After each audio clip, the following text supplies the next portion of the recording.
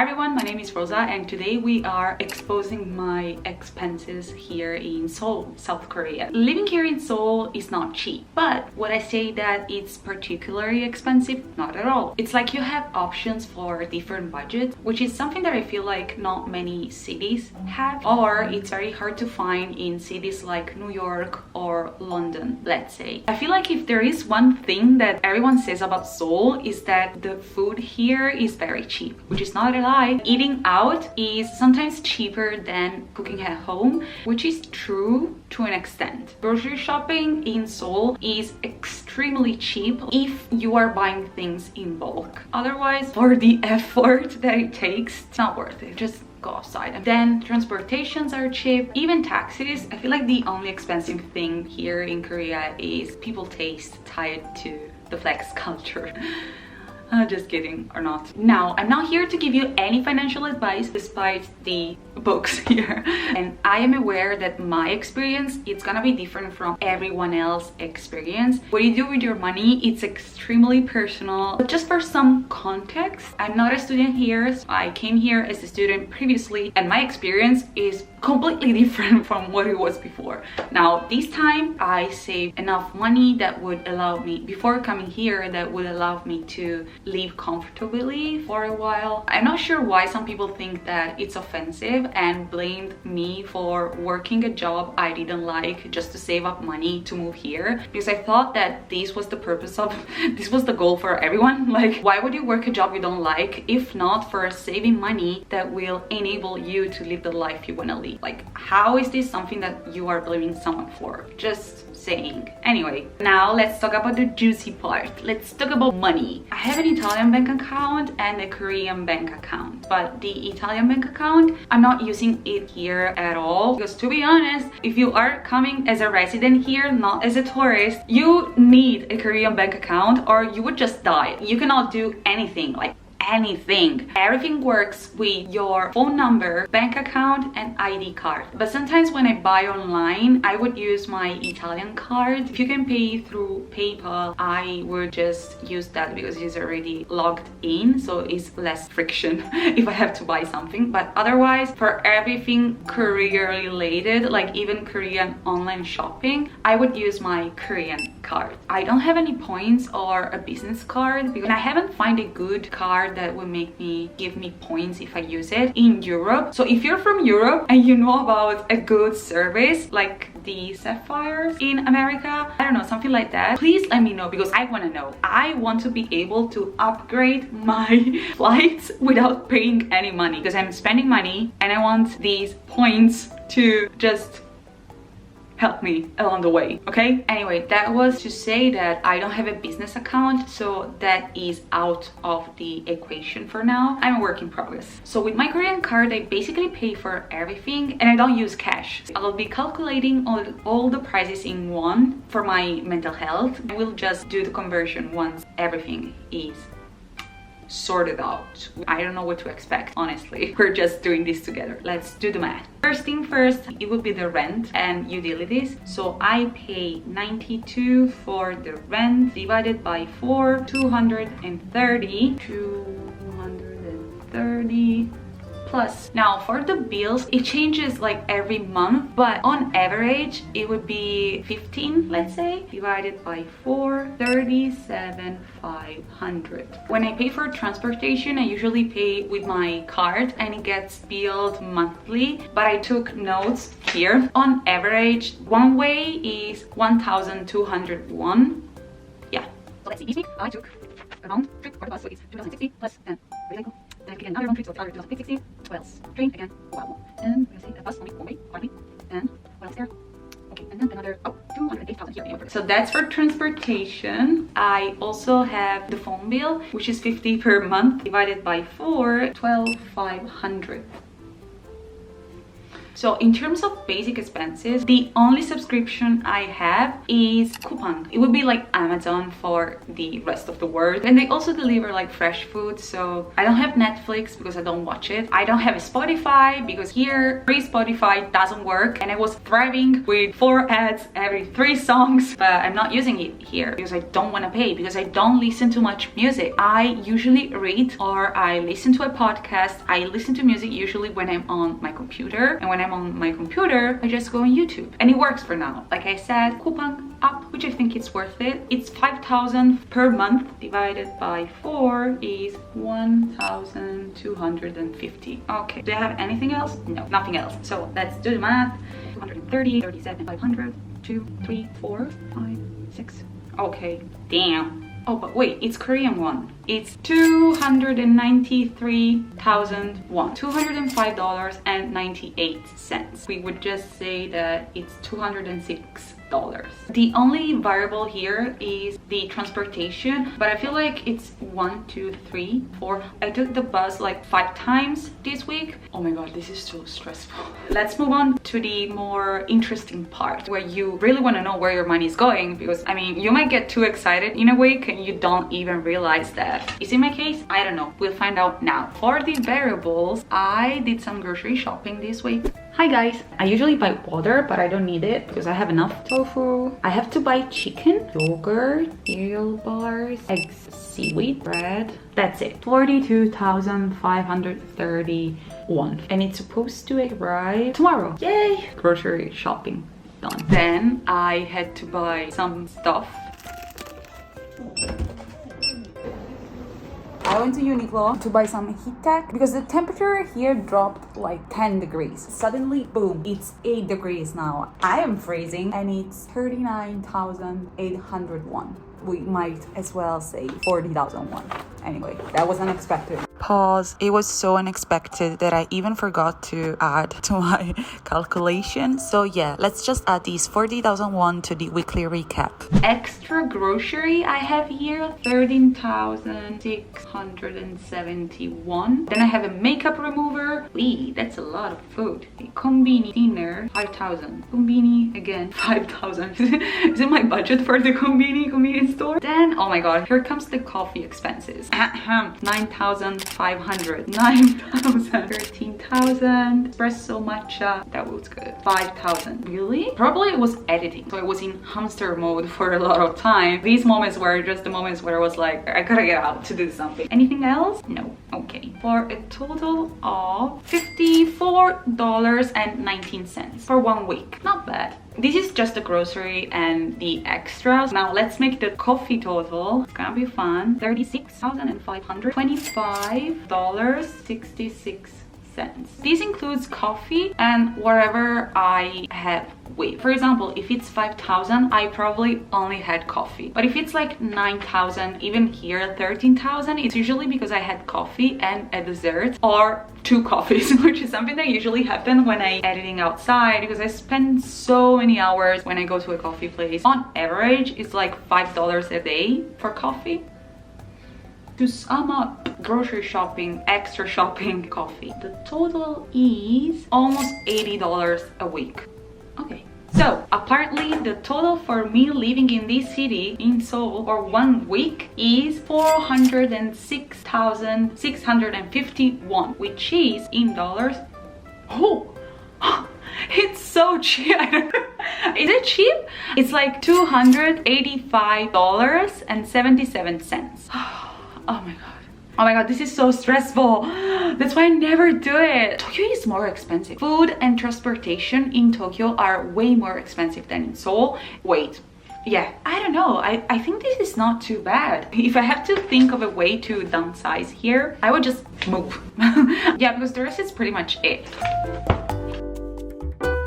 Part 2. Now I'm gonna talk about my thoughts about money and my relationship with money, how I like to spend my money on. As you could see, I spent like $25 on coffee during this week, which, I mean, I say coffee, but it was coffee with something to eat. So it was literally either lunch or just a break. How my mindset evolved and becoming financially literate. Again, I'm not the best person to ask for financial advice, but I am a good person to listen to if you want to become more responsible, because in my humble opinion, I feel like I know my shit. The numbers shows. Now, am I overqualified to say that? Not at all. Am I your financial advisor? No, not even close. I don't have a degree in finance or whatever, but I do have a degree in humanities, and I love reading. And some of the books that really helped me shaping my mindset, upgrading, that's a good word, upgrading my mindset around money, were The Psychology of Money, Die with Zero, and How to Worry Less About Money. These are great books, recommended. I would say that in the book Psychology of Money, some of the things the author was talking about for me were quite boring, in a way that it wasn't very enlightening to me. It was just something that I had developed with common sense or just experience in general. But I do understand that people are in different parts of their journey, so something that I can take for granted,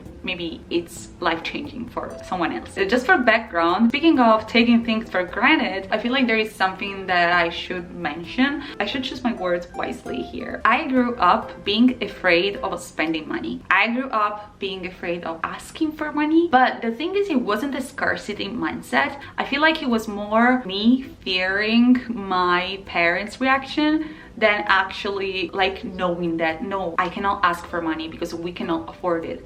I felt so bad. It just felt very heavy to me. It was definitely not the most healthy mindset. Like, I know, I do acknowledge that, but I mean, could be worse.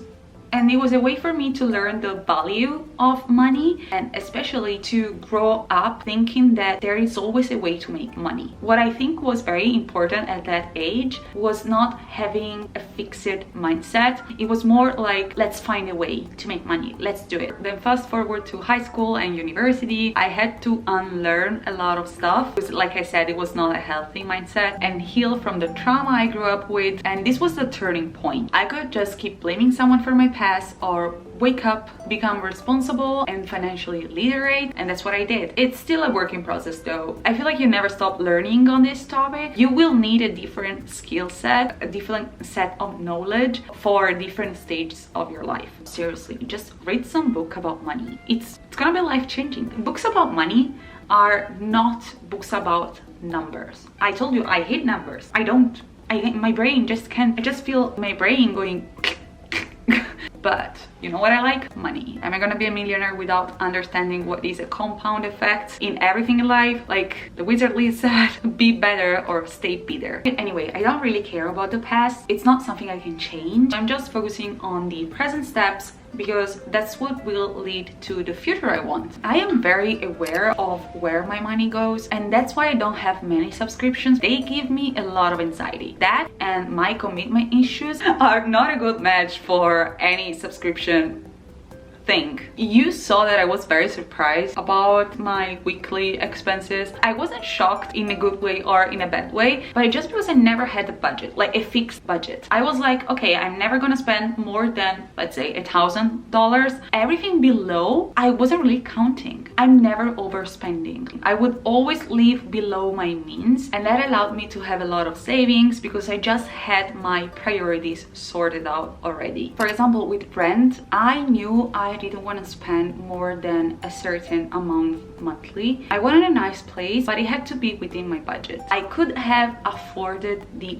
perfect place, like checking everything on my wish list, but I didn't because it was not within my budget. And rent is something that I am willing to compromise to an extent. And what I did was basically just acknowledging that it was a priority at that time, but it was not something worth compromising my lifestyle for. So then about coffee, I know people love to watch these videos. I spent $70 on a coffee in New York City. I spent I don't know, whatever, anywhere else. Do you really spend money on coffee just because you like coffee? Or do you go to a coffee shop for the experience, for the ambiance, just to escape your four walls? You could save $1,000 per year if you just made your coffee home. Do you want to? I don't want to. Coffee has two purposes for me. I have the functional coffee and I have the life experience coffee. The functional coffee is the coffee I usually have when I am editing at home, I am in hermit mode,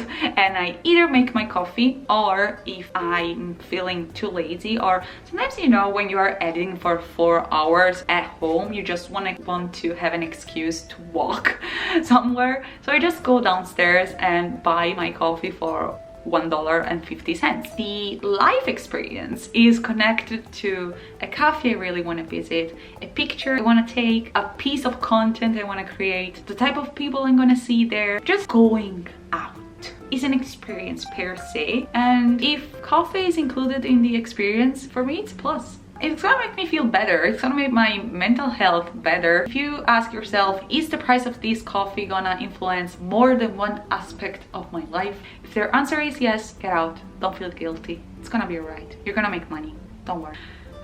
I'm sorry, it didn't have to be that deep, honestly, but for some reason people really like blaming on coffee, when I feel like there is a very deep, much rooted problem. If you are an overspender, honey, like, don't blame coffee for your poor financial management and wrong choices. You need to figure out what is that experience that's gonna make you feel like it's a compound interest in your life.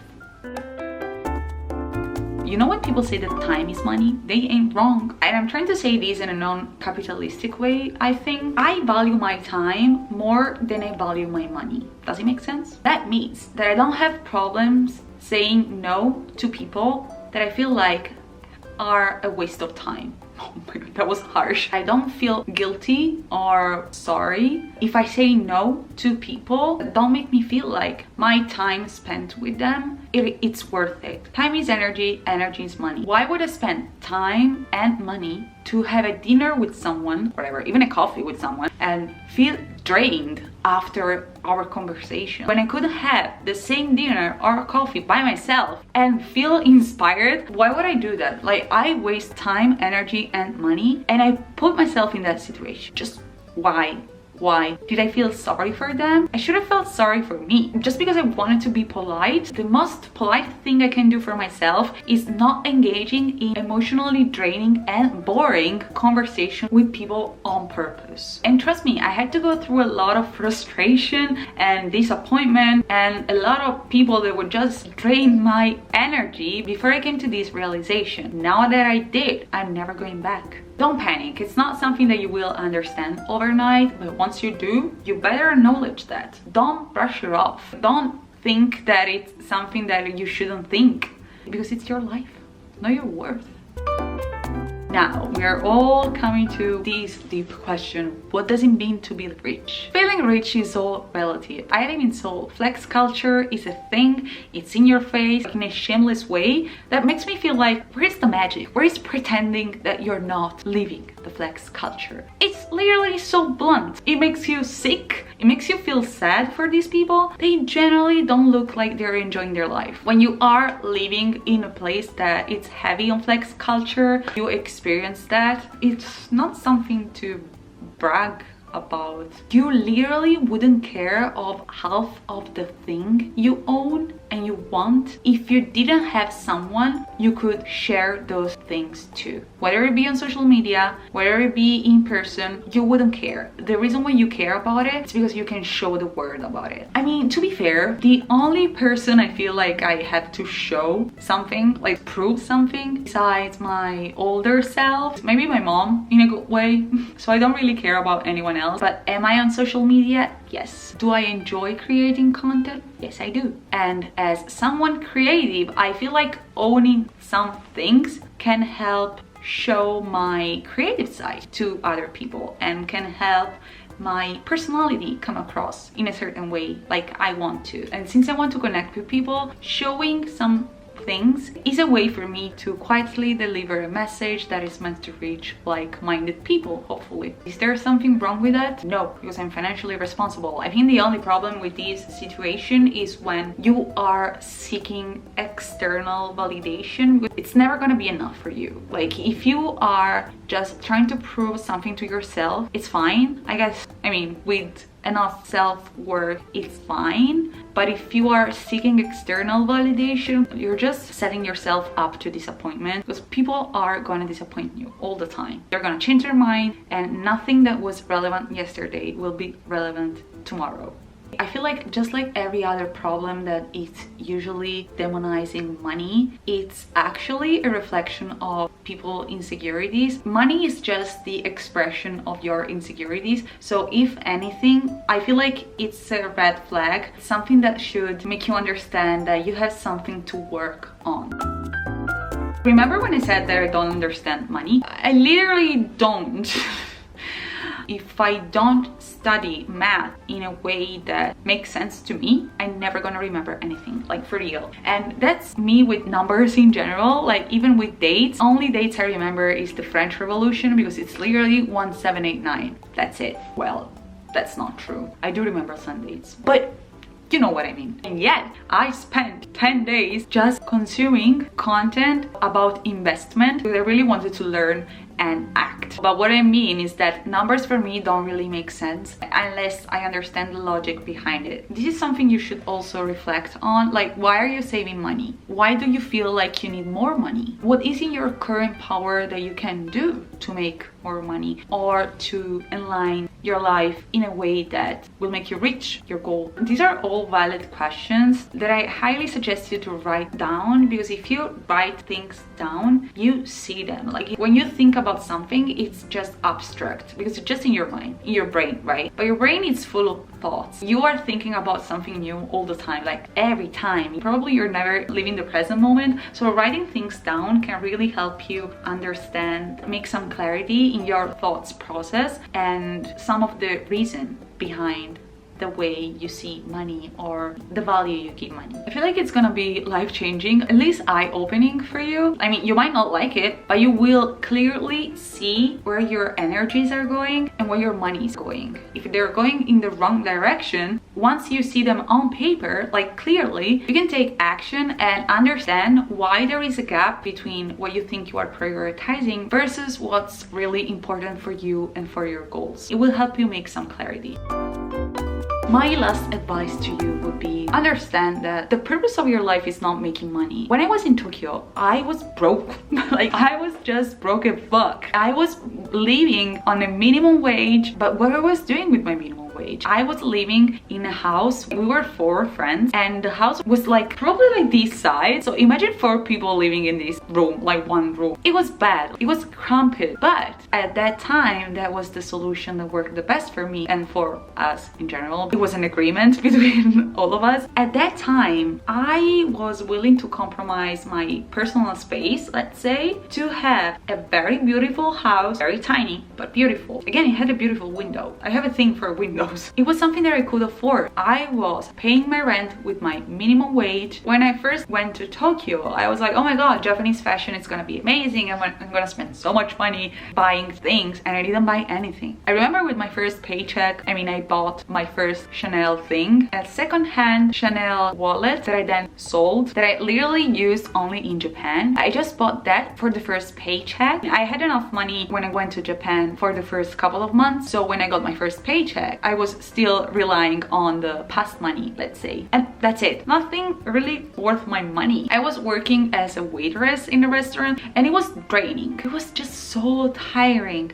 and I didn't feel like spending the money I was earning with that kind of job for things like clothes, considering that I already had everything I needed. So what did I do with that money? I bought experiences. I spent my birthday to Disneyland, and then I spent the day after my birthday to Disney Sea, and I just went having coffee or dinner with my friends and new people I met. in Japan, new people that are still friends nowadays. This is just to say, buying experiences, it's always worth it if you know your worth. It all comes to you knowing your worth and prioritizing and validating what you're feeling. I feel like we can end on a bright note. This is from one of my favorite books, which is The Millionaire Fast Lane. It basically says the purpose of money is not making you have more money. The purpose of money is buying you freedom. So just remember that. I hope you liked the video and I'll see you next time. Bye!